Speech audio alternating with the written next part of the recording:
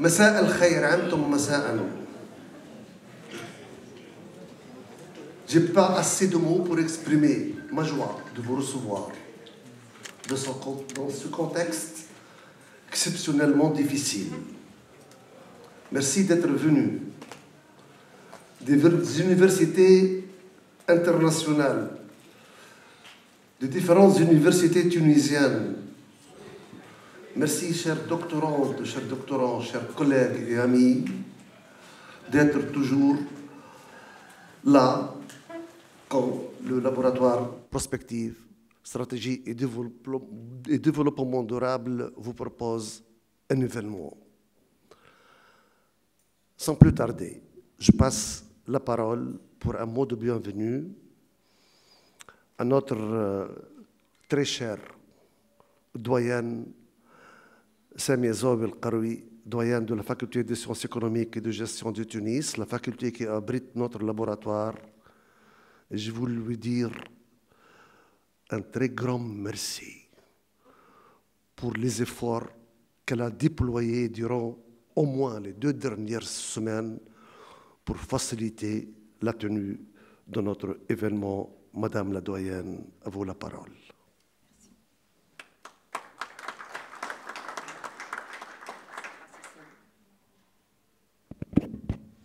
Bonjour, bonjour à tous. Donc on se connaît, on est une famille, on est là et ça fait chaud au cœur. Donc, Monsieur le Président de l'Université de Tunis El Manal, Monsieur le Professeur Marouani, chers collègues, chers invités, chers conférenciers, chères étudiantes, chers étudiants, bienvenue à vous tous. Et permettez-moi de vous exprimer l'honneur et la joie que j'ai d'être parmi vous aujourd'hui à double titre. Un, parce qu'on se dit enfin, on peut se rencontrer, enfin, on peut organiser ce type d'événement, enfin, on a un petit répit sanitaire, entre guillemets, je dirais, ou pandémique, qui nous permet tout simplement d'avoir cet échange social, parce que ce type d'échange dans la science est très, très important. L'effet de synergie ne peut qu'être très, très important. Mais permettez-moi, au début de ce mot de bienvenue, de vous féliciter tous, vous les membres du PS2D, d'appartenir à un laboratoire si dynamique, un laboratoire qui nous a habitués à des activités, à des colloques de très haut niveau. Je tiens aussi à féliciter et à remercier tout le comité d'organisation et particulièrement celui qui préside ce comité, le directeur du laboratoire PS2D, professeur Semi Aouidi. Merci, chers collègues, parce que je vous ai vu à l'œuvre et je sais par expérience aussi ce que demande comme effort l'organisation d'un tel événement, surtout quand ça coïncide avec le changement du système mis en place par le ministère de la Finance. Et donc, toutes les rubriques budgétaires ont été chambardées, entre guillemets, je dirais. Il fallait tout reprendre au niveau du service administratif. Et donc, ça a coïncidé avec ce colloque. Et donc, on a eu quand même quelques petites, je dirais, difficultés qui ont donné lieu à un petit retard. Mais on y est quand même, on a su respecter. Bravo à notre administration aussi, qui a su tenir ses engagements et qui a pu aussi permettre à cet événement de s'organiser et de se tenir. Donc, un grand bravo à vous tous. Je tiens aussi à vous féliciter pour le choix du sujet. Parce que les changements climatiques aujourd'hui nous tiennent à cœur. Regardez ce qui se passe chez nous. Parfois, d'habitude, on a un mois de mars assez, je dirais, agréable. On savait que mars est fou, mais pas jusqu'à ce point, parce que jusqu'à aujourd'hui, on n'a pas eu un jour, je dirais, de soleil, donc au cours duquel on aurait pu profiter pendant le mois de mars. C'est pour vous dire que ce n'est qu'un exemple du changement climatique.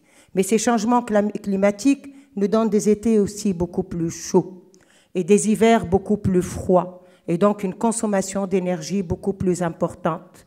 Nous donnent aussi des changements climatiques qui nous donnent une pénurie par rapport à une denrée et une ressource qui nous est très chère à savoir l'eau. Et aujourd'hui, on parle tous de rareté d'eau et ça implique énormément d'efforts pour les chercheurs et énormément d'efforts pour aussi les industriels qui vont devoir développer d'autres activités qui vont nous permettre d'avoir justement accès à cette ressource qui devient de plus en plus rare. Ces changements climatiques, c'est dit dans le titre de cette activité-là et de ce colloque, ça va avoir des conséquences sur l'environnement économique, sur l'environnement social, donc sur toutes nos activités socio-humaines et socio-économiques. Donc à vous et à nous, chercheurs, parce que c'est avec ce type de recherche, c'est avec ce type d'effort que nous pouvons améliorer aussi la vie de l'université, parce que l'université ne peut pas exister sans recherche et n'est rien sans recherche. Et je tiens à féliciter cette communauté de chercheurs chez nous, cette communauté de chercheurs qui appartient au PS2D, mais qui appartient aussi à tous les laboratoires de la Faculté de sciences économiques et de gestion de Tunis, qui nous a permis d'être très bien classés dans le classement mondial des universités, puisque nous sommes la seule institution d'économie et de gestion qui relève de l'Université de Tunis, El Manar, dont je remercie le président, c'est Mouaz Chafra, qui est toujours là, qui nous soutient et qui, à chaque fois qu'on a besoin de lui, pour quoi que ce soit, pour n'importe quel type, je dirais, de soutien matériel, moral et présentiel, je dirais, il est toujours là. Donc, merci, Monsieur le Président, pour les efforts que vous fournissez. Donc, enfin, et pour terminer, je voudrais tout simplement vous dire, ce thème est un thème d'une très grande valeur. C'est un thème non seulement d'aujourd'hui, mais c'est un thème aussi de demain. Donc, bonne recherche pour tout simplement nous dire dans quelle voie aller, quelles sont les possibilités, quelles sont les perspectives dans le domaine de l'industrie, dans le domaine de l'économie, dans le domaine du social, dans le domaine de la recherche tout court. Merci pour vous tous d'être là, parce que ça témoigne de l'importance que vous accordez à ce type d'événement, mais aussi au thème qui a été choisi par notre laboratoire PS2D. Merci à vous tous. Merci aux organisateurs encore une fois. Bienvenue et bonne recherche durant ces 2 journées. Merci de votre écoute.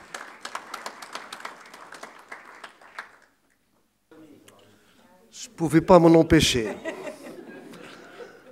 Excusez cette faiblesse. Elle a tellement fait pour nous, elle a travaillé le dimanche pour nous, elle n'a jamais fermé son téléphone, elle s'est affolée comme nous pour permettre cet événement. Merci Samia, chère doyenne, chers collègues, pour l'intérêt que tu portes personnellement à notre thème et pour les propos combien aimables que tu as tenus à mon endroit, à l'endroit du comité scientifique et d'organisation et à l'endroit des structures de recherche qui sont là. Grand merci.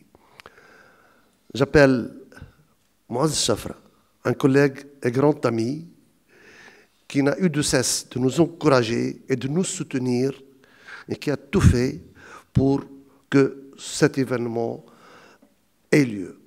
Monsieur le Président de l'Université et chers collègues, prière de dire un mot de bienvenue.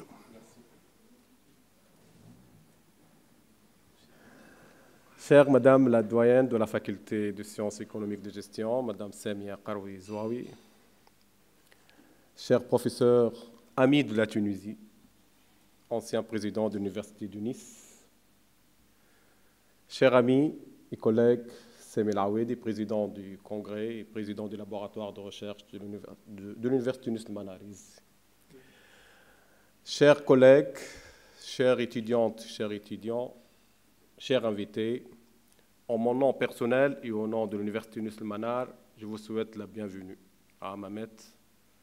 Je suis franchement très heureux et très ravi d'être avec vous à l'occasion de cet événement. Cet événement entre dans le cadre d'un grand projet, c'est un projet stratégique de l'Université Tunis El Manar, c'est un projet PAC, c'est un projet appui à la qualité, s'appelle projet PAC GAGE. GAGE veut dire gouvernance, autonomie, gestion d'excellence. C'est un projet qui s'articule autour de 4 axes principaux. Le premier axe, c'est la gestion, la gouvernance, la transparence, à savoir l'administration électronique, par exemple. Deuxième axe, c'est la formation et l'employabilité. Lorsqu'on dit formation, je dis l'accréditation, Madame la doyenne. Troisième axe, c'est la recherche et l'innovation. Quatrième axe, c'est l'axe de la vie universitaire. L'enjeu majeur en tant que cadre académique, c'est de promouvoir une université forte, dynamique, capable de répondre aux nouvelles exigences scientifiques, économiques et sociales. Chers collègues, je vous remercie énormément pour votre contribution au rayonnement de notre chère université Tunis El Manar. En effet, notre université, elle est la première université à l'échelle nationale et à l'échelle du Maghreb au fameux Shanghai Ranking pour la 4e année consécutive.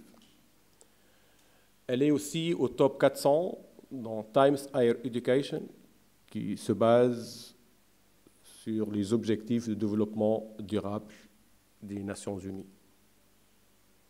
C'est une fierté de vous annoncer ça, je suis très fier. Chers collègues, chers invités, je remercie les organisateurs de cet événement. À leur tête, notre cher ami Sami, merci beaucoup Sami, et toute l'équipe de son laboratoire. Bien sûr, l'administration de l'AFSEC, l'administration aussi de l'université Tunis El Manar. Chers collègues, j'espère que ce congrès soit le cadre d'un travail intense et fructueux. Je vous souhaite du succès et bonne continuation. Merci beaucoup. Shukran.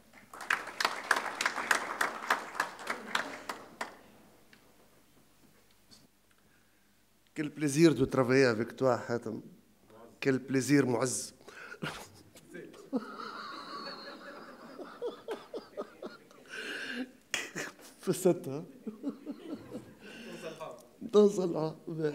Non, vraiment, mais c'est un véritable plaisir. Chaque fois qu'on a eu besoin de notre président d'université, il était toujours là, il nous a soutenus. Merci pour cet excellent cadrage que vous faites de notre activité dans les axes de recherche de l'université de Tunis El Manar. Merci de nous accorder un rôle, soit un rôle même petit, dans le rehaussement de l'image de notre université, de l'image internationale de notre université.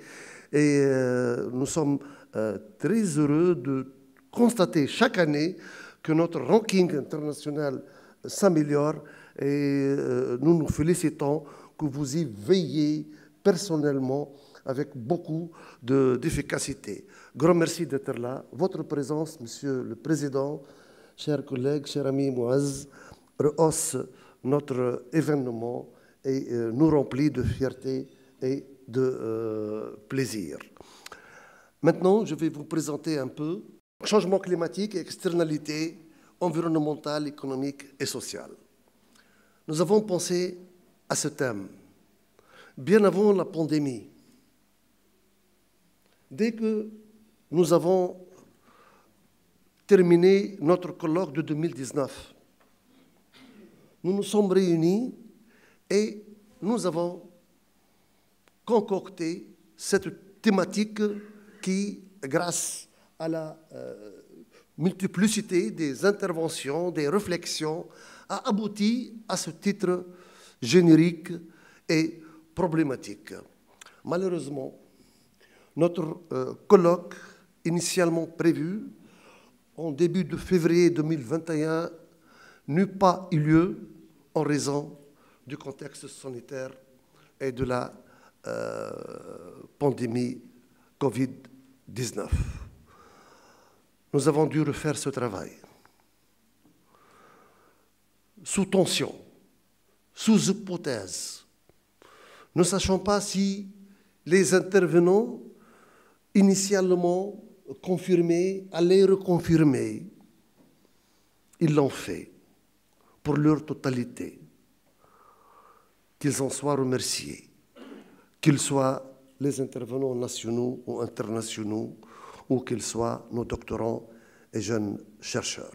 Pourquoi avoir choisi ce thème?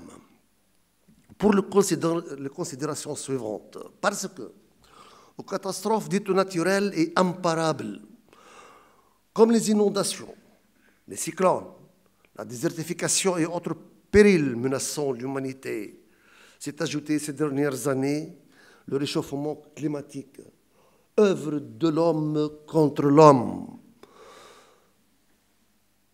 s'acharnant à réaliser une croissance toujours plus forte sous l'effet d'une mondialisation vorace, provoquant, à coup d'abolition des restrictions et des frontières et d'ouverture des marchés, une concurrence coupe-gorge entre des multinationales en guerre chaude. Changement climatique, développement durable, dégradation environnementale, émissions polluantes, croissance et décroissance sont devenus de plus en plus récurrents dans la littérature économique, sociologique et politique. Nous sommes d'emblée dans une logique de pensée nouvelle qui mérite d'être éclairée.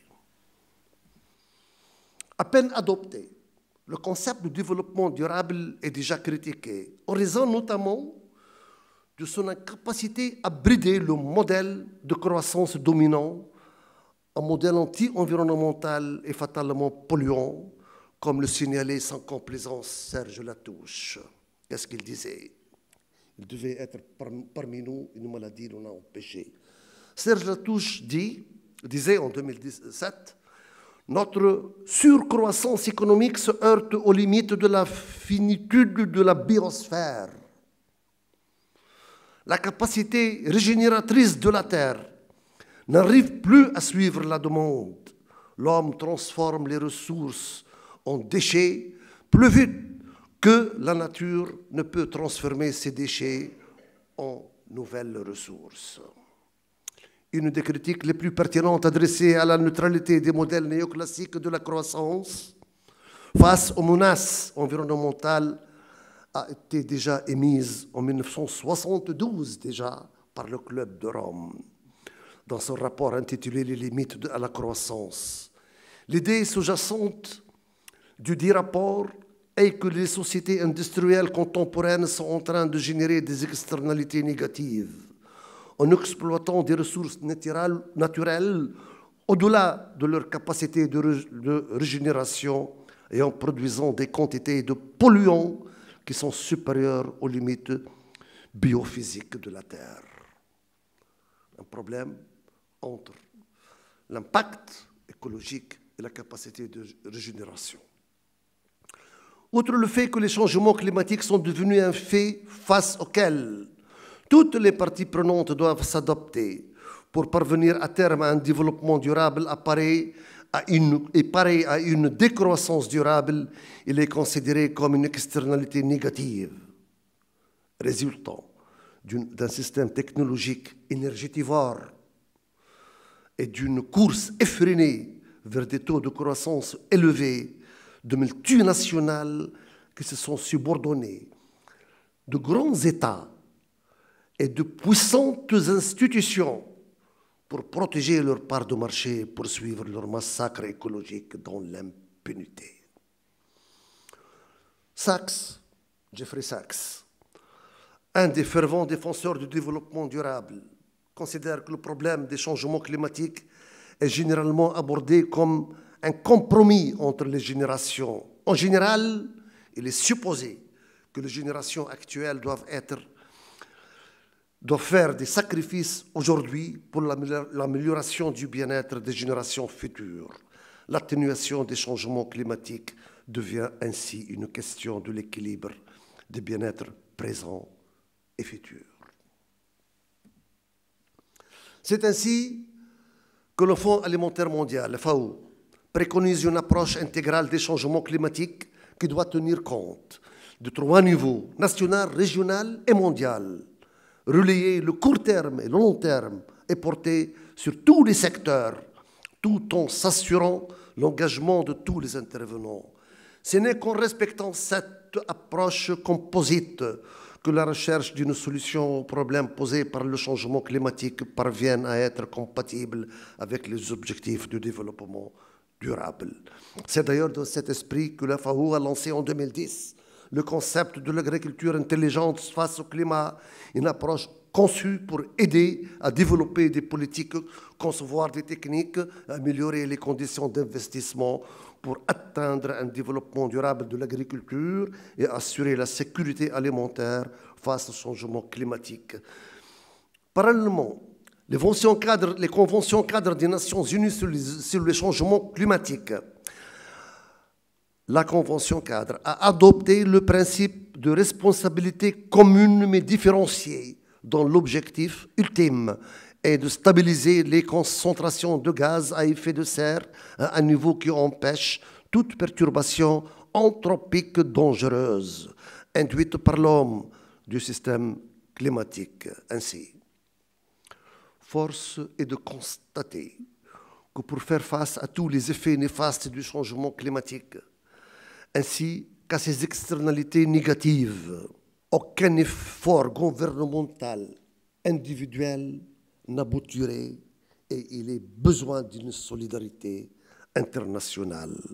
Face à cette nouvelle donne, les débats actuels entre les économistes ont changé de champ d'intérêt et se sont devenus orientés de plus en plus vers des nouvelles problématiques ayant comme centre axial la réflexion, l'arbitrage qu'il faut faire entre l'environnement, le social et l'économique. À partir de cette problématique majeure, beaucoup de questions sont générées.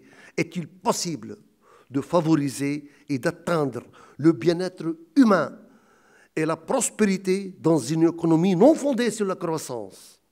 Peut-on aboutir à une nouvelle mondialisation où les principales parties prenantes, États, entreprises, sociétés civiles, convergent toutes vers l'adoption de nouveaux modèles économiques qui concilient l'acte productif à la protection de l'environnement?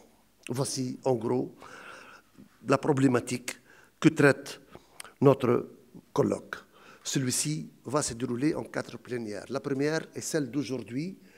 C'est une conférence inaugurale que le grand professeur et le grand ami de la Tunisie, Albert Marouani, a accepté d'assurer sur les politiques monétaires de quantitative easing au service de la transition énergétique. La plénière de demain matin à 11 h sera dédiée au changement climatique, impact et défis. Celle de demain de 17 h, comme maintenant, aura comme objet le développement durable et les dimensions économiques et sociales, et nous terminerons le mercredi à 11 h par la 4e plénière sur les changements climatiques et les nouveaux paradigmes. Nous sommes heureux dans cet événement d'accueillir de prestigieux conférenciers que nous avons invités, qui ont eu la grande amabilité d'accepter de présenter des travaux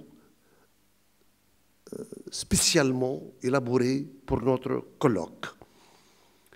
Par ordre alphabétique, toujours en tête de liste, notre grand et cher professeur Abdjabbar Bsais. C'est l'ordre alphabétique qui le fait. Il est ex-doyen de l'EFSEC de Tunis, professeur émérite, qui sera parmi nous demain, professeur Abdeslam Mahmoud de l'INO, professeur Adel Ben Youssef de l'Université de Nice, bien entendu Marouani qui va parler tout à l'heure, André Thor qui va parler demain, Fatah Belaïd de l'Université de Lille, Jacques Percebois de l'Université Montpellier, Jean-Louis Rastoin, il est avec nous ici, de l'Université Suprago Montpellier, il va corriger tout à l'heure, notre grand ami et professeur Hedi Zaïm, Saïd Chekri, consultant en droit en développement durable, Samir Allel qui nous vient de Versailles et Samir Medeb, consultant en développement durable. Ces plénières vont être présidées par Mostafa Kemal Nabli, Habib Karaouli, Mounji Bourzela, qui se passent de toute introduction. Tout le monde les connaît. Nous allons avoir 9 parallèles: climat, eau et santé, tourisme, migration et capital humain, environnement, innovation et IDE, réforme, financement et niveau de vie, financement et externalité, environnement et qualité de la gouvernance, environnement et énergie, environnement et croissance économique. Les modérateurs et les discutants sont exposés devant vous. J'espère n'avoir oublié personne. Si c'est le cas, je m'en excuse et je prie la personne concernée de se manifester. Donc, ce sont les modérateurs des sessions parallèles et les discutants de ces sessions. Vous les voyez par ordre alphabétique. Les soumissionnaires sont également présentés ici par ordre alphabétique. Ce sont les soumissionnaires dans les sessions parallèles. Au total, ils étaient environ 45 ou 44. Nous en avons retenu 35. Chaque soumissionnaire a été évalué en principe par 2 personnes, parfois par une seule personne pour quelques cas, mais toutes les soumissions ont été soumises à des évaluations faites par des professeurs et des chercheurs confirmés. Voici la liste du conseil scientifique du colloque et des rapporteurs, toujours par ordre alphabétique. Je voudrais les faire passer pour les remercier et par reconnaissance et gratitude à l'effort qu'ils ont accepté de fournir pour la réussite de notre événement. Le conseil scientifique du laboratoire, il est constitué des collègues suivants: Ali Aljan, Amel Sassi Tmar, Ayad Ben Sassi, Dunia Ismaili Bouhlila, Fakhri Issaoui, Fathi Sellauti, Khaled Ben Ghourbal, Camille Abou Aziz, Mouaz Soussi, Renad Dellali, Rayhana Chabchoub, Sami Awadi et Samir Ghazouani. Inch'Allah, ma nsit had. Le comité d'organisation, il est presque, je pense que c'est la même composition que le conseil scientifique. Souhet Mimi, qu'elle soit remerciée, a fait partie du comité d'organisation. Yati Saha, merci pour elle. Un grand merci pour nos partenaires qui ont accepté d'être là. En premier lieu, l'Université de Tunis El-Manar, qui a fait un soutien actif. La FSEG de Tunis, qui nous a soutenus et appuyé notre laboratoire, et les autres laboratoires. D'abord, la Fondation Friedrich Ebert, dont la représentante a eu un contretemps de dernière minute et s'excuse de ne pas être là.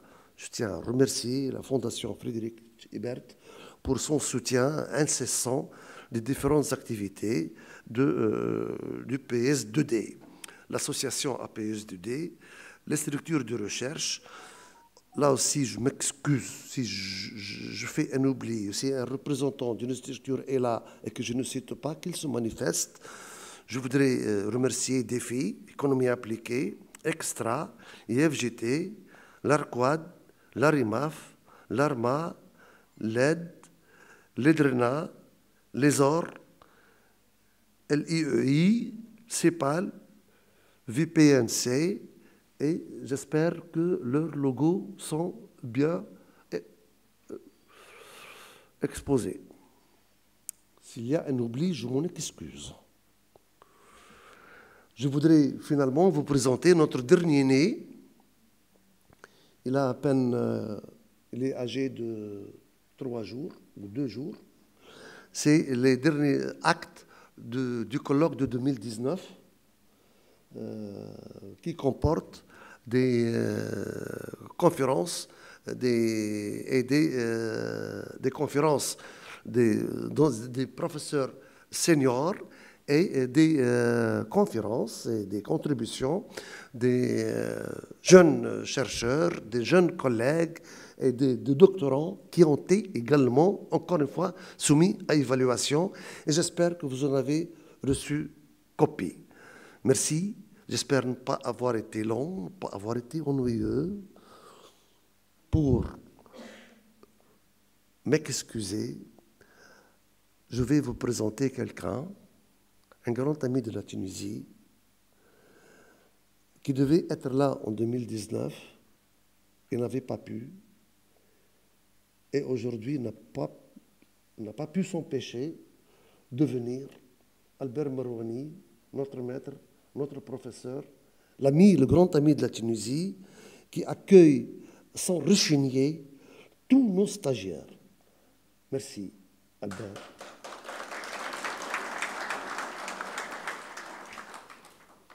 Monsieur le Président, Madame la doyenne, chers amis, chers collègues et chers amis, c'est peu de dire que c'est pour moi à la fois un honneur et un immense plaisir d'être parmi vous.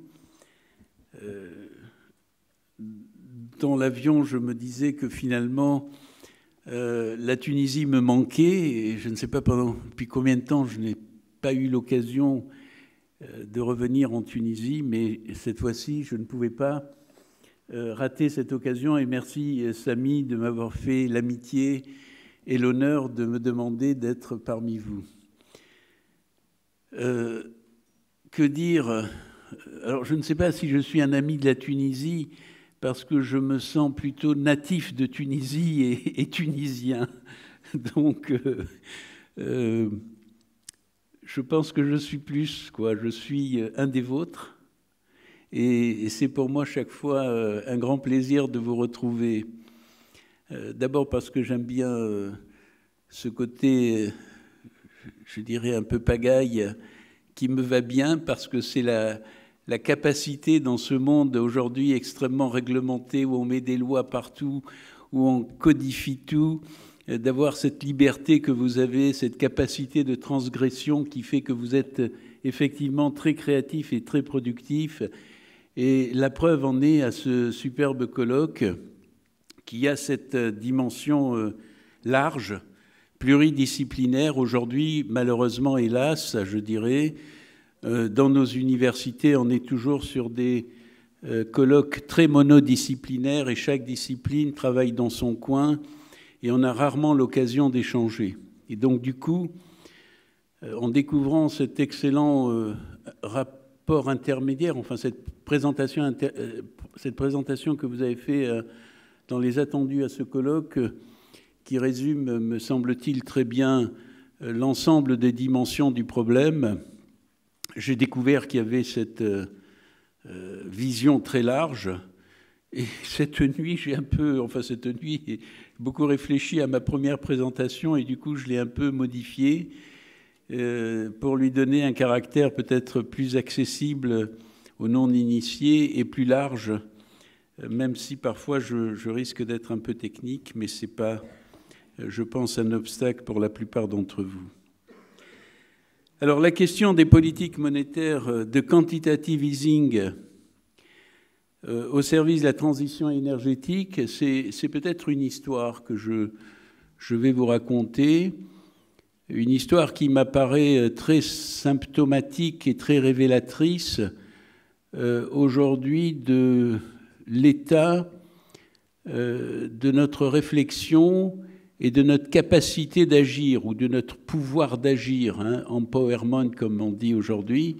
Je crois que notre pouvoir d'agir est un peu conditionné par des représentations idéologiques où la science est souvent bafouée. Je ne parle pas aujourd'hui du pouvoir des médias sur la représentation du monde, mais effectivement la représentation du monde à caractère objectif et scientifique fait souvent défaut, hélas, et c'est souvent...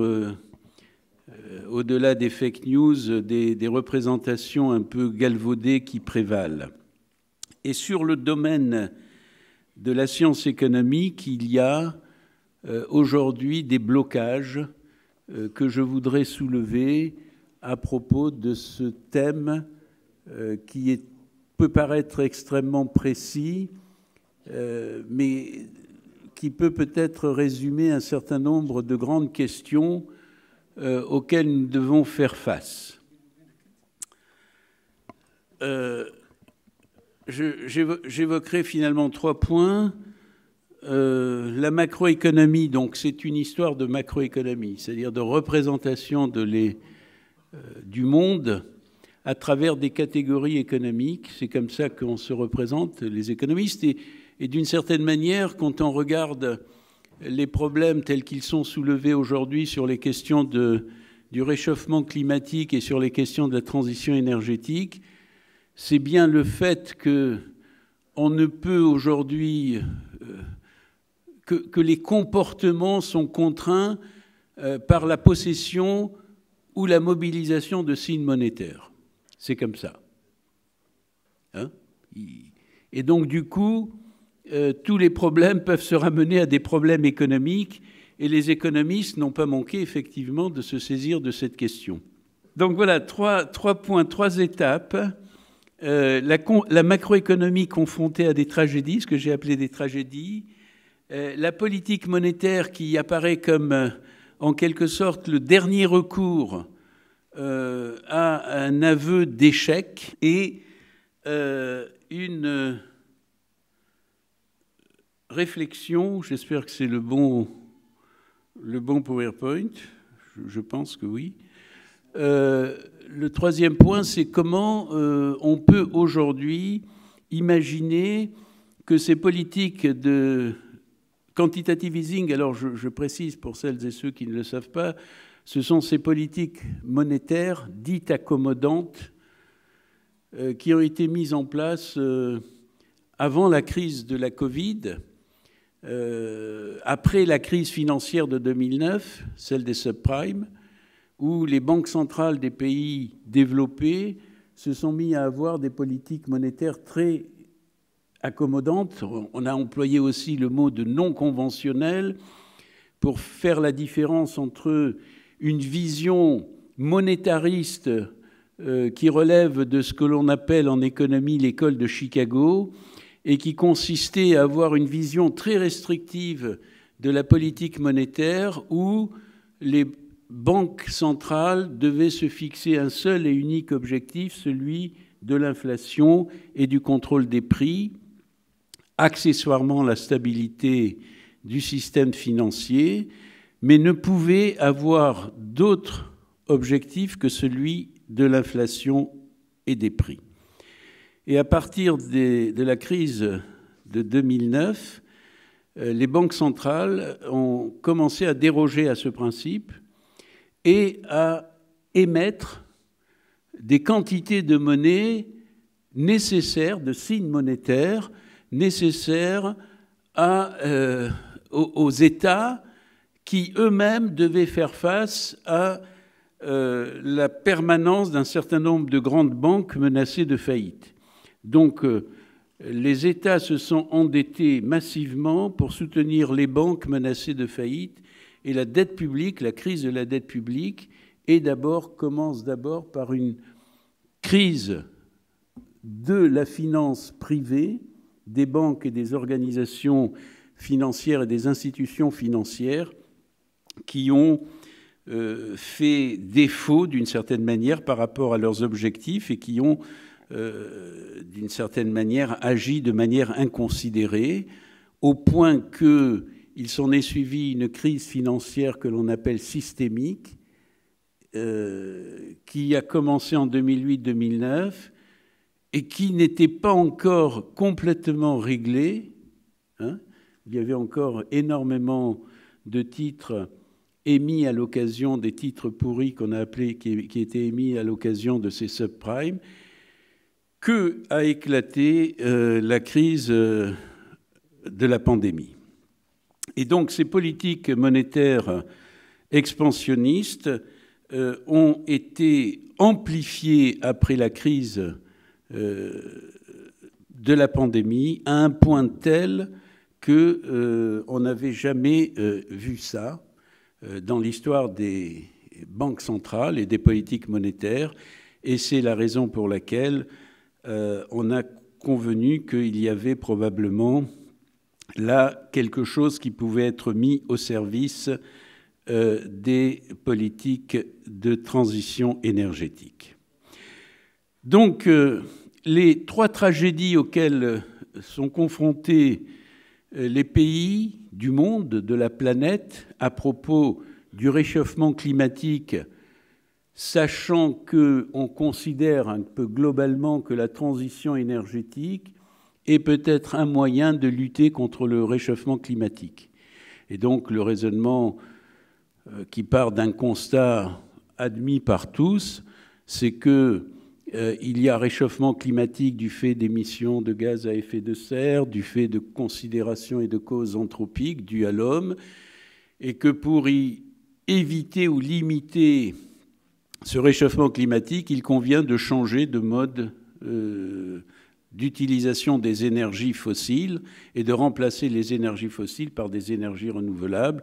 C'est ce que l'on appelle la transition énergétique. Il y a trois tragédie. La tragédie des horizons, ça a été évoqué. Comment faire quand les mesures que l'on doit prendre pour limiter le réchauffement climatique ont un horizon d'une trentaine d'années et auront des effets dans 30 ans, c'est-à-dire pour la génération suivante. Et on demande à la génération actuelle de supporter le coût de ces mesures en pensant qu'elle pourra le faire de manière presque spontanée, ce qui est impossible, puisque d'une part, la génération actuelle n'est pas une génération homogène, hein, elle est très différente selon les pays, selon qu'elle est riche ou pauvre, et que les bénéficiaires eux-mêmes dans 30 ans de la génération future ne sont pas les mêmes selon qu'ils appartiennent à tel ou tel pays, qu'il y a effectivement une incapacité à gérer cette articulation entre le court terme et un horizon de long terme. C'est la tragédie dite des horizons. La tragédie des communs, vous la connaissez, hein, c'est celle qui est mentionnée dans le titre de la conférence, c'est la question des externalités, des biens communs, des biens collectifs, pour lesquels il n'y a pas de solution de marché. Hein, c'est ce que les économistes ont démontré de manière acceptée par tout le monde et qui nécessite, de ce point de vue, une intervention extra-marchande, une intervention de l'État ou d'une puissance qui serait capable d'imposer une sorte de rationalité en soi, hein, une vision hegelienne de l'État. L'État serait le rationnel en soi que les individus ne possèdent pas. Ils n'ont pas la capacité d'avoir cette vision rationnelle pour le futur. Et donc l'État est le seul concept qui permet de localiser la rationalité collective à un niveau tel, on sait bien aussi que c'est difficile et que l'État lui-même est traversé de contradictions et de divisions. Donc, mais il y a une tragédie des communs qui existe et qui fait l'objet d'une abondante littérature. Et je dirais qu'il y a une troisième tragédie, c'est celle d'une humanité déchirée. On le voit bien avec, par exemple, l'accroissance ou l'accroissement considérable des inégalités, inégalités de revenus, inégalités de patrimoine, l'accentuation des conflits que génèrent ces inégalités, hein, aussi bien à l'échelle des pays. La Tunisie connaît ce problème et a connu ce problème et le connaît, mais c'est le problème qui s'est posé en France avec les Gilets jaunes, qui peut se poser dans n'importe quel pays, qui s'est posé aux États-Unis avec l'avènement aussi d'un gouvernement, d'un président qui répondait en quelque sorte d'une certaine manière aux couches moyennes en voie de déclassement ou de paupérisation. Bref, les conflits d'inégalité, les conflits de répartition empêchent justement de se projeter sur des enjeux de type environnementaux, sur des biens communs indépendamment de cette tragédie des horizons dont je faisais état tout à l'heure. Mais il y a aussi des conflits de toutes sortes, des conflits armés, des conflits politiques, les populismes qui se développent, les conflits armés qui étaient localisés, qui risquent de devenir mondiaux, on le voit bien aujourd'hui. Bref, ces conflits à l'échelle intranationale comme à l'échelle internationale génèrent aussi des incapacités à pouvoir mener une politique macroéconomique acceptable ou qui pourrait être portée par des décideurs politiques ou par des marchés. La politique monétaire au service de la transition énergétique la veut d'un double échec. Pourquoi les politiques monétaires?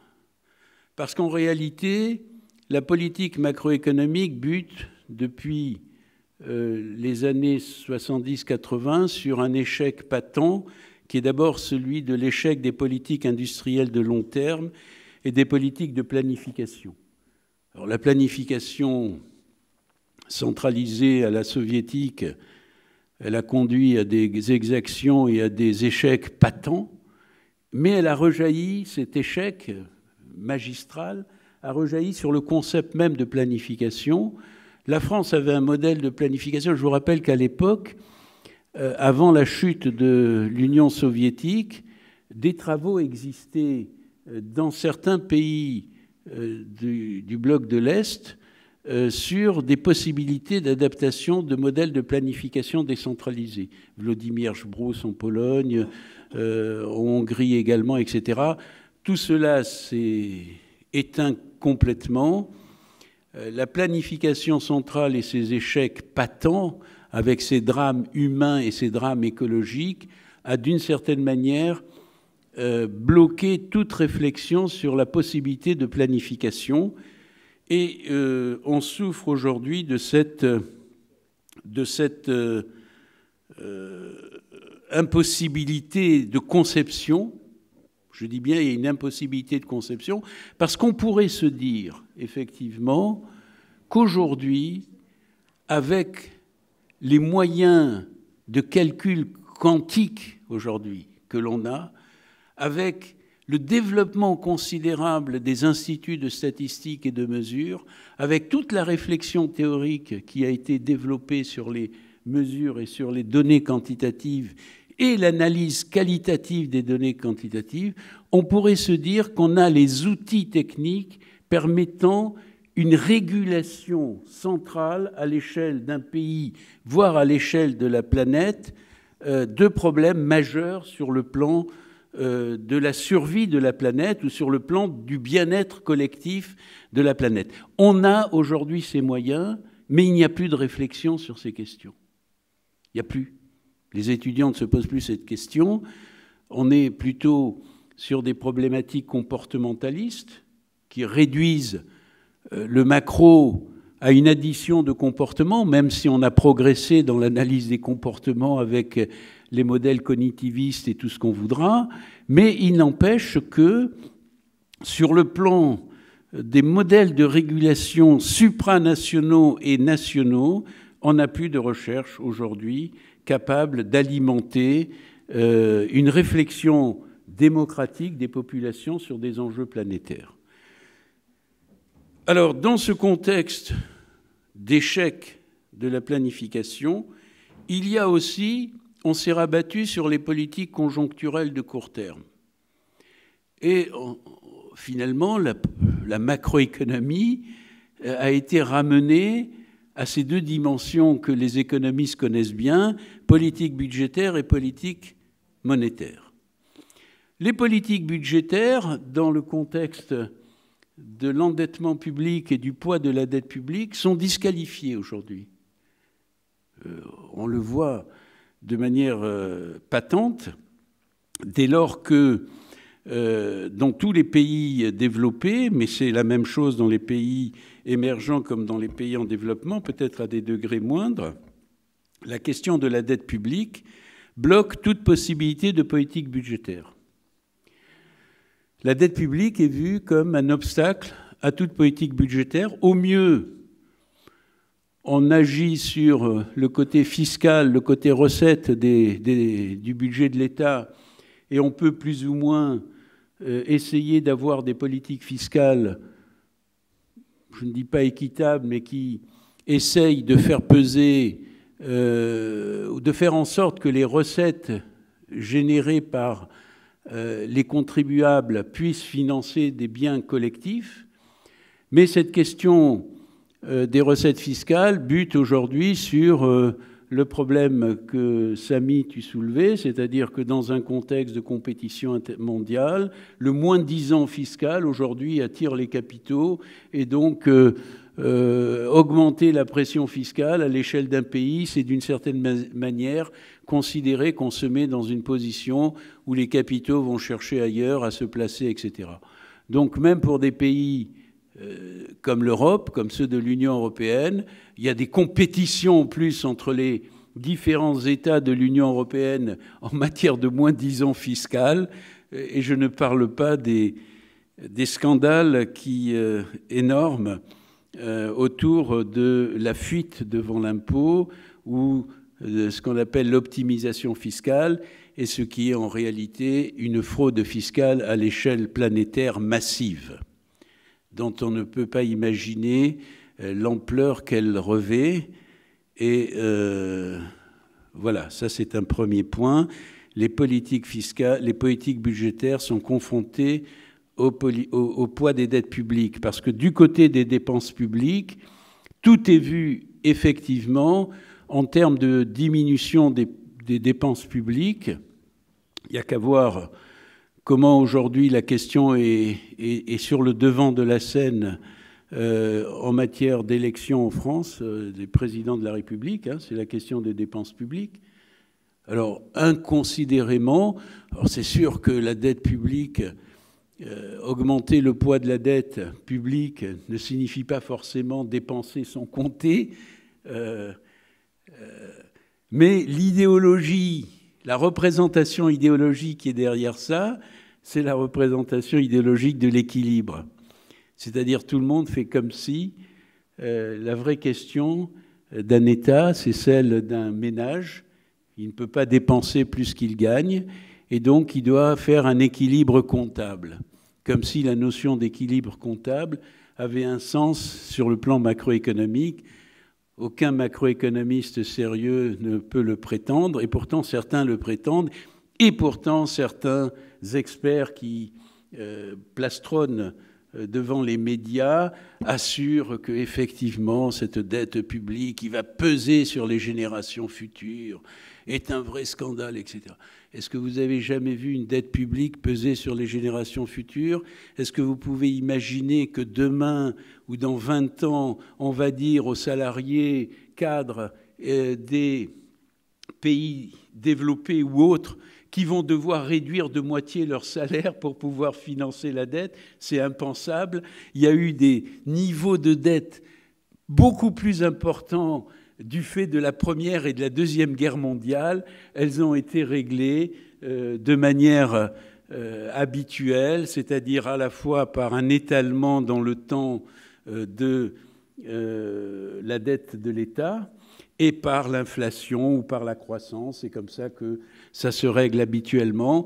Mais simplement aujourd'hui, ce poids idéologique que représente, entre guillemets, la dette publique comme impossibilité majeure d'avoir une politique budgétaire est un vrai frein à toute réflexion sur la nature des dépenses publiques. Du coup, on ne se pose plus la question de savoir quelles sont les dépenses qu'il faut justement mettre en avant, et celles relatives au réchauffement climatique et à la transition énergétique devraient pouvoir être prises en compte dans des politiques budgétaires. Mais elles ne le sont pas. Elles ne le sont pas.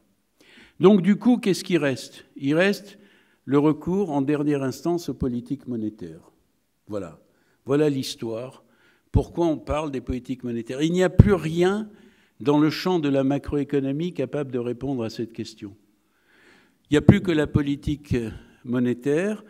Et ces politiques monétaires, elles ont mené à des politiques, comme je l'ai dit, accommodantes ou non conventionnelles, dites hétérodoxes, parce qu'elles ne représentaient pas le modèle monétariste de l'école de Chicago. Et ces politiques monétaires ont permis, avant la crise de la pandémie, d'avoir des programmes d'achat que je signale dans ce tableau et qui est pris, qui sont des sources de la Banque de France. Donc des achats importants, hein, bien sûr. Chaque mois, on pouvait dépenser 1,5 fois le PNB de la Tunisie en un an en création monétaire. Bon. Déjà, on considérait que ces politiques monétaires hétérodoxes étaient quand même compliquées, mais pas tellement dans le statut de la Banque centrale ou des banques centrales. Entre guillemets, quand on réduit tout à la politique monétaire, c'est-à-dire que finalement, nos démocraties, nos pays s'en remettent à des gouverneurs de banques centrales qui ne sont pas élus, dont la légitimité représentative n'a jamais été posée. Ils doivent être indépendants des États et des gouvernements, mais on se dit que par l'effet de leur aura personnelle, ils sont intègres, ils savent et ils sont capables de mener des politiques conformes au bien public. Je dis ça, ils n'ont pas de statut politique, ils n'ont pas de statut électif, mais néanmoins, on les a bordés par un mandat très précis. Vous ne devez augmenter la masse monétaire qu'au même rythme que la croissance économique, de façon à ce qu'il n'y ait aucune distorsion sur les comportements des agents sur les marchés, et éventuellement faites en sorte que la stabilité du système soit préservée, du système financier. Néanmoins, ces politiques accommodantes ont permis de, je vous rappelle, entre parenthèses, que l'on fait comme si la création monétaire était le seul fait des banques centrales. Alors vous savez, tout le monde sait au moins depuis Keynes, mais même avant, que ceux qui créent de la monnaie sans compter et sans avoir à rendre compte, ce sont les banques. On ne pose jamais la question de pourquoi les banques créent de la monnaie. Elles créent de la monnaie ex nihilo, c'est-à-dire à partir de rien. En vous ouvrant des lignes de crédit, elles créent de la monnaie qui n'est pas basée sur forcément des dépôts bancaires. Alors pourtant, elles créent de la monnaie, c'est elles qui créent le plus de monnaie. Mais apparemment, cette monnaie créée par les banques ne pose pas de problème. Ce qui pose un problème, c'est la monnaie centrale. Les politiques monétaires accommodantes aux États-Unis font que lorsque la Fédérale Réserve crée de la monnaie, elle crée de la monnaie neuve. Création monétaire pure. On a même parlé de monnaie hélicoptère quand on a commencé à distribuer des 1800 milliards de dollars aux agents, aux ménages américains pendant la crise de la pandémie. Pour l'Europe, ce n'est pas de la monnaie neuve, c'est de la monnaie recyclée, c'est-à-dire qu'on rachète des titres de crédit que possèdent les banques, oui, et les entreprises. Donc c'est une monnaie recyclée. Mais il n'empêche que c'est quand même de la création monétaire. Et il y a eu plusieurs programmes que je vous signale ici et qui ont conduit à des créations monétaires considérables. Après la pandémie, ça a été exceptionnel. On n'a plus vu de limite. Les banquiers centraux européens ont doté de 1850 milliards d'euros un PEPP, Pandemic Emergency Purchase Programme, qui sont venus se surajouter aux 650 milliards d'euros de titres antérieurs, soit un total de 2500 milliards d'euros qui ont été créés au niveau de la seule Banque centrale européenne. On estime aujourd'hui qu'à l'échelle du monde, la création monétaire du seul fait à taux zéro ou à taux sans risque, à taux, disons, négatif, les pays qui bénéficient de ces taux négatifs. Entre guillemets, il n'y a jamais eu de réflexion, en dépit de ce qu'on a raconté sur les pays partenariats de l'Union européenne. On n'a jamais proposé à la Banque centrale tunisienne de pouvoir emprunter sur les marchés à taux négatif. On aurait pu le faire. On aurait pu le faire. Il aurait suffi à la Banque centrale tunisienne de se mettre d'accord avec la Banque centrale européenne pour qu'elle puisse emprunter à des taux négatifs. Ça ne représentait pas grand-chose, mais ça aurait quand même facilité dans la création monétaire un certain nombre d'opérations. Bon, bref, 2500 milliards d'euros. C'est-à-dire que en plein milieu de la pandémie, la Banque centrale européenne rachetait 120 milliards d'euros de dettes par mois, c'est-à-dire 3 fois le PIB annuel de la Tunisie. Combien? 10 minutes.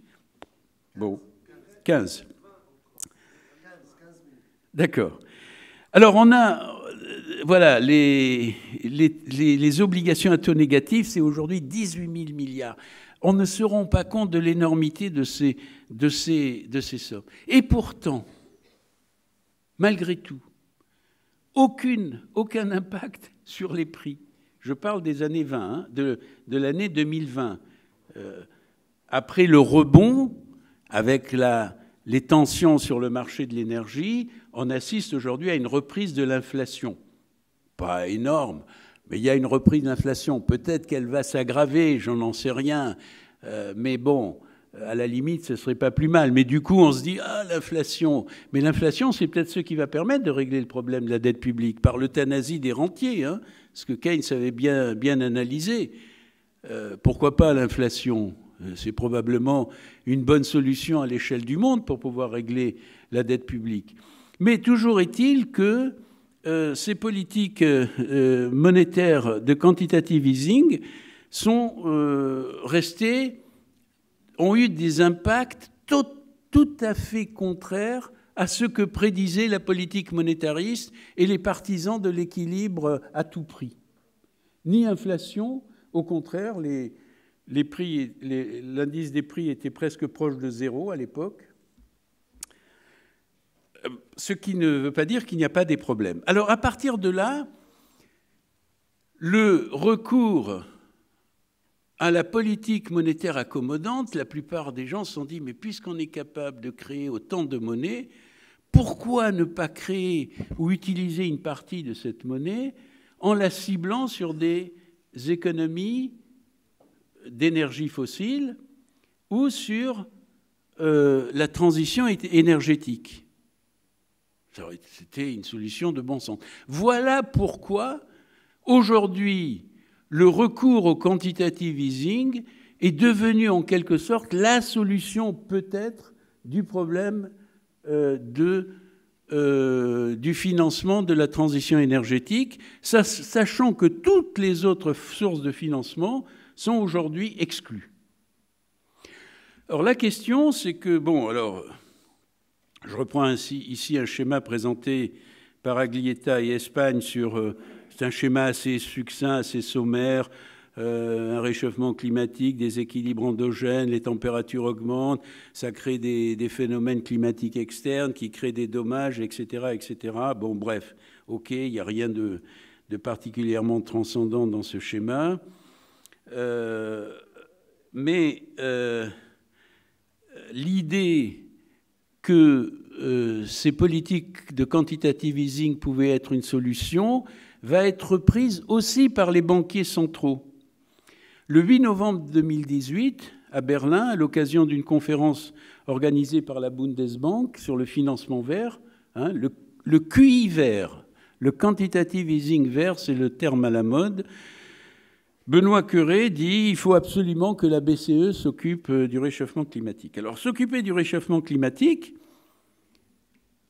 ce n'est pas dans les attributs de la Banque centrale. Il y a quand même une réglementation que la Haute Cour de justice de Karlsruhe à Berlin et que le banquier central allemand a à cœur de défendre parce qu'elle est capable de venir s'immiscer dans le processus en disant stop, c'est pas votre, vous faites une politique qui n'est pas dans les statuts des banquiers centraux. Donc il fallait trouver une solution. La solution était plus ou moins simple, c'est qu'il fallait montrer que la politique, que le réchauffement climatique et donc la transition énergétique comme solution au réchauffement climatique, donc il fallait montrer que le réchauffement climatique avait un impact de déstabilisation du système financier. Et donc on a vu des travaux importants récemment qui visent à montrer qu'il y a des risques nouveaux dus au réchauffement climatique et que ces risques nouveaux déstabilisent le système financier des pays et international, font courir au système financier des risques systémiques, et donc il faut que les banques centrales se saisissent de ce problème. Et donc une floraison de travaux, d'abord sur la typologie des risques. Alors on a des risques physiques, des risques de transition et des risques de contentieux. Trois types de risques. Les risques physiques, c'est la perte des capitaux dus à des catastrophes naturelles, inondations, feux de forêt, et tout ce qu'on voudra, glissement de terrain et tout. Ça, c'est les risques physiques.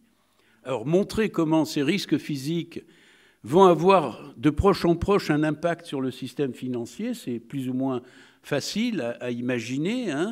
C'est les risques qui montrent que les personnes qui vont être victimes vont être les personnes, les ménages ou les entreprises vont subir des coûts, ils vont devenir moins solvables. Devenant moins solvables, les banques vont devenir fragiles. Les banques devenant fragiles, elles vont menacer l'ensemble par ricochet, l'ensemble des autres.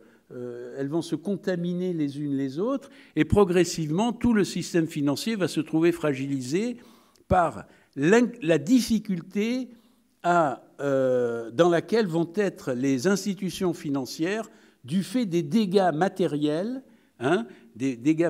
des risques physiques que rencontrent, alors en détail, les risques opérationnels, les risques de crédit, les risques de marché, les risques de liquidité. Il y a des modèles, c'est très bien expliqué.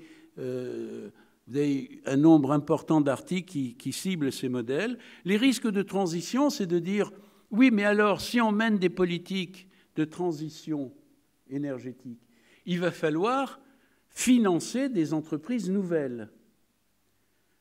Par le marché, bien sûr, puisque ça ne peut pas être la dépense publique, ça ne peut pas être l'État, ça ne peut pas être... Donc il faut trouver un mécanisme qui permette de faire émerger des activités nouvelles, donc tous les risques engendrés par la création de nouveaux secteurs qui viendront se heurter à des difficultés de main-d'œuvre, à des difficultés technologiques, qui viendront impacter les autres secteurs, qui poseront des problèmes de compétition à l'échelle internationale ou nationale, etc. Donc, les risques de transition, c'est les politiques climatiques menées par les États, c'est les évolutions technologiques ou par les entreprises, dans le cadre de la RSE, la responsabilité sociale et environnementale, qui vont aussi impacter les mutations de marché, les effets de réputation, etc. Et donc, on va avoir des risques et d'autres risques. Une fois que l'on a analysé ces risques, qu'on en a fait une typologie et qu'on a pu comprendre les mécanismes d'enchaînement de ces risques en termes de risques financiers, écologiques, systémiques, on va pouvoir analyser les conséquences économiques en termes de perte de revenus ou les conséquences financières en termes de dévalorisation des actifs qui vont être chiffrées. Alors ça, on peut le faire. C'est facile, il suffit de prendre toutes les industries qui utilisent du gaz et du pétrole, voir le poids de ces énergies fossiles dans leur bilan ou dans leurs activités et considérer que dès lors qu'elles diminuent, le poids de cette diminution ou de l'effacement total de ce type d'énergie a un coût. en termes de capitalisation boursière ou en termes de bilan. Bon. En revanche, quand on commence à réfléchir sur quel type d'industrie doivent être privilégiées dans le cas de la transition énergétique, on est beaucoup moins sûr, on ne sait pas. Mais comme les économistes ne savent pas travailler avec les autres, ils ne savent pas mener des recherches, comme vous le faites, hein, à caractère interdisciplinaire, pour essayer de voir si on ne peut pas imaginer dans les tendances scientifiques actuelles des modalités techniques qui vont avoir un impact plus grand sur les énergies renouvelables et donc sur la moindre utilisation des énergies fossiles. Donc les incertitudes sur les industries de substitution rendent l'évaluation des risques financiers extrêmement difficile. Bon, je vous signale ici un article récent sur l'impact du quantitative easing vert de Yanis Dafermos et Nicolas Idi et de 3 Grecs. Bon, rien contre les Grecs, même si on les appelle les pays du Club Med, au contraire, je me sens plutôt proche d'eux. Mais enfin, ils essayent quand même de mettre en place ce qu'on appelle aujourd'hui des modèles un peu plus à caractère transgressif par rapport au modèle néoclassique. C'est les modèles stock, flux, fonds qui visent à analyser, assez sophistiqués, mais il faut les connaître. J'engage les étudiants ou les étudiantes, parce qu'il y a une féminisation des économistes en Tunisie, ce qui est peut-être une bonne chose. Donc j'engage les étudiantes et les étudiants à se pencher sur ces modèles et à essayer de les appliquer, pourquoi pas, à un pays comme la Tunisie ou à un ensemble de pays. Bon, toujours est-il qu'on analyse les effets dans ce modèle et le problème, c'est que quand on regarde ces travaux qui se présentent comme hétérodoxes, iconoclastes, en fait, ça va pas très loin, ça peut marcher avec la représentation néoclassique du monde, dans laquelle on n'est pas capable d'imaginer que les marchés ne sont pas efficients, parce que notre gros problème en macroéconomie, c'est que pour ramener à une représentation que l'on comprend des phénomènes économiques, il faut supposer que les marchés sont efficients et que donc ils choisissent en fonction. Sauf que ce n'est pas le cas. Ce n'est pas le cas et on peut en avoir pour preuve uniquement quand on regarde les dérives du quantitative easing. Le quantitative easing, qu'on nous présente comme de l'hétérodoxie, a conduit à des dérives considérables. Des dérives de 2 sortes. D'abord, une exubérance qu'on a appelée l'exubérance des marchés financiers, on l'explique, hein, le phénomène d'exubérance des marchés financiers, les comportements moutonniers, enfin tout ce qu'on fait faire par nos étudiants pour qu'ils aient quelque chose à produire pour une thèse, sans que l'intérêt soit apparemment considérable pour les politiques économiques ou monétaires ou macroéconomiques.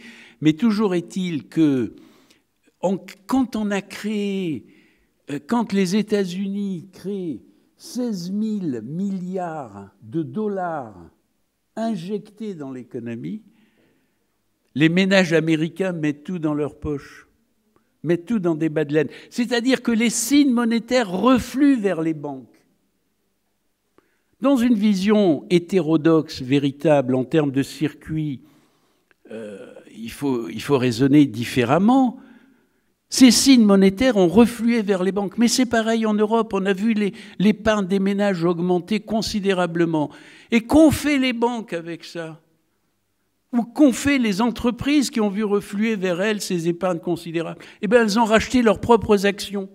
Et elles ont fait monter artificiellement la valeur de leurs propres actions, sans aucune création de richesse nouvelle. Personne n'a rien dit là-dessus. Or, cette création, cet effet de spéculation des marchés montre que, effectivement, un marché peut être, entre guillemets, libre à travers les comportements des banques et des entreprises, mais il peut conduire à des phénomènes. Dans le papier que je vous remettrai, vous verrez l'énormité des chiffres, mais c'est considérable.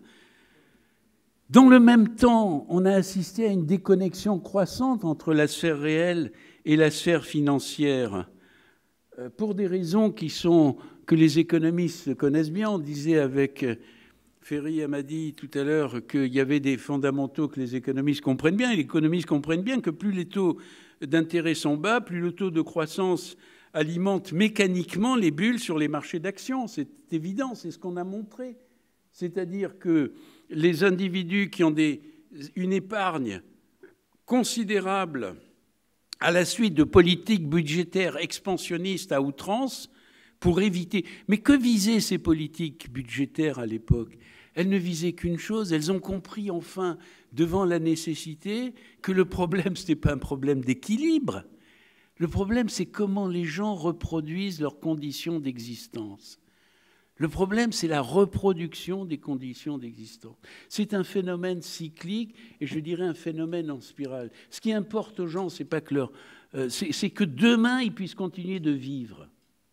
Comment je reproduis mes conditions d'existence? Et là, on s'est aperçu que cette reproduction des conditions d'activité des entreprises, d'existence des ménages, pouvait être arrêtée. Alors, on a distribué... au titre des allocations chômage, au titre des revenus bruts, etc., pour éviter l'arrêt des processus de reproduction. Mais on n'est plus du tout dans les logiques d'équilibre. Mais là, les hommes politiques ne le voient pas. Les hommes politiques et malheureusement aussi la représentation dominante en économie. Bref, toujours est-il que tout cela ne va pas très loin. Enfin, tout cela montre à quel point le quantitative easing, dans certaines conditions, n'est pas du tout conforme à l'idée que les marchés laissés libres, efficients, vont spontanément allouer leurs activités en fonction des intérêts collectifs. Ce n'était pas le but. Vous avez vu comment les cours des actions sont montés de manière considérable. Vous avez vu ce qui s'est passé pour Elon Musk, par exemple, pour ne prendre que ça. Et la société de location, je ne sais pas, c'est Hertz, dit « je vais racheter 10 000 voitures électriques Tesla ». Le cours des actions de Tesla augmente du jour au lendemain. Il gagne 100 milliards de dollars. La capitalisation boursière de Tesla augmente de 100 milliards. C'est-à-dire qu'en un jour, elle est 2,5 fois la production de toute la Tunisie pendant un an. 2,5 fois la production de la Tunisie en un jour. Ça équivaut à 5 fois Renault. Comment voulez-vous dire que dans ce cas de figure, on a une rationalité des marchés, on a une déconnexion totale entre la sphère financière et la sphère réelle?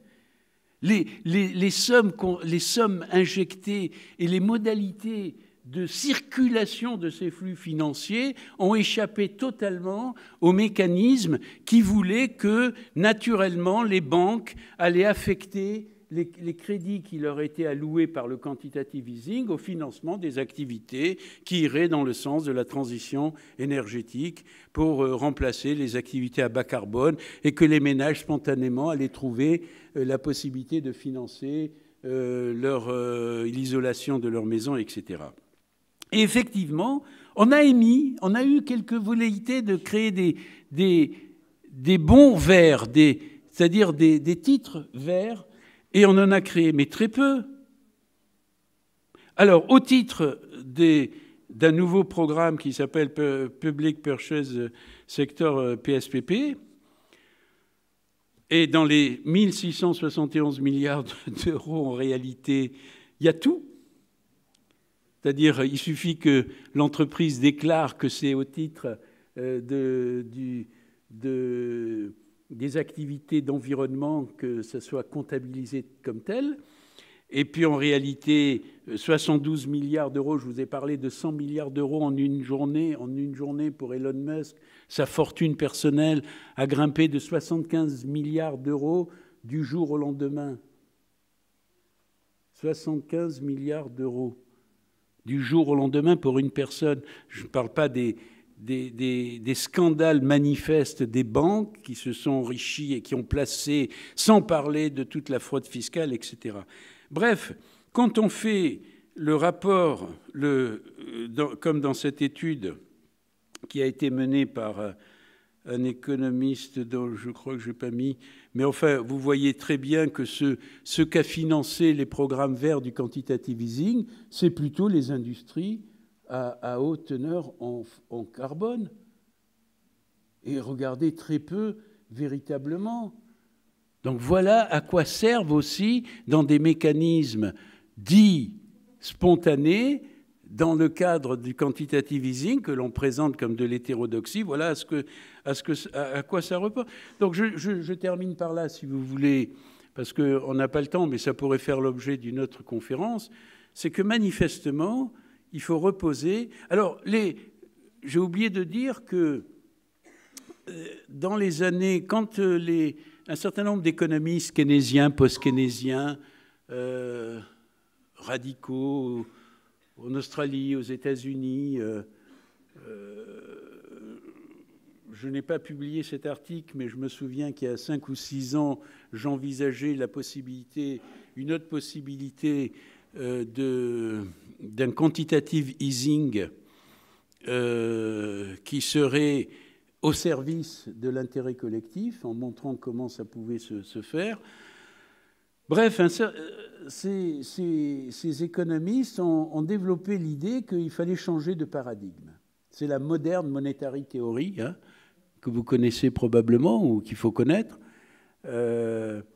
qui reste encore assez limitée, parce que je crois, c'est le schéma que je vous propose ici, parce qu'il faudra qu'elle reprenne langue et qu'elle inscrive sa problématique, non pas en réaction au monétarisme, mais en relation avec le courant institutionnaliste, en relation... Voilà, 5 minutes, je conclus là. Hein, 5, non, 1 minute. Allez, donc je disais que voilà, c'est ça. Alors, je vous ai laissé une bibliographie, y compris une bibliographie sélective sur les modèles SFC de changement climatique 1, puis d'autres modèles SFC, vous voyez, c'est très récent, hein, 2020-2019, puis quelques articles du courant hétérodoxe. Voilà, tout ceci pour vous dire que finalement, on a encore du pain sur la planche sur la transition énergétique et sur la lutte contre le réchauffement climatique, mais tout n'est pas perdu, il y a des solutions. Merci.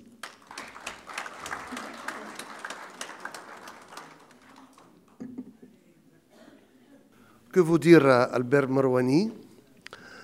Je ne trouve pas vraiment les mots.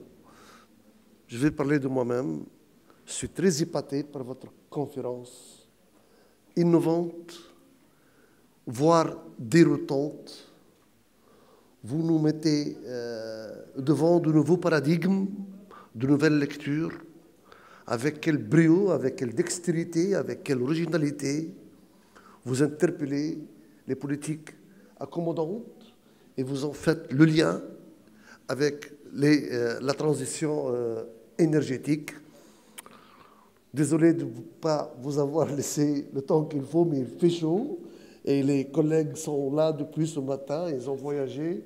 Donc, très grand merci. Nous n'avons pas l'habitude de débattre après les conférences plénières, donc je vous invite à dîner et à demain à 9h précise.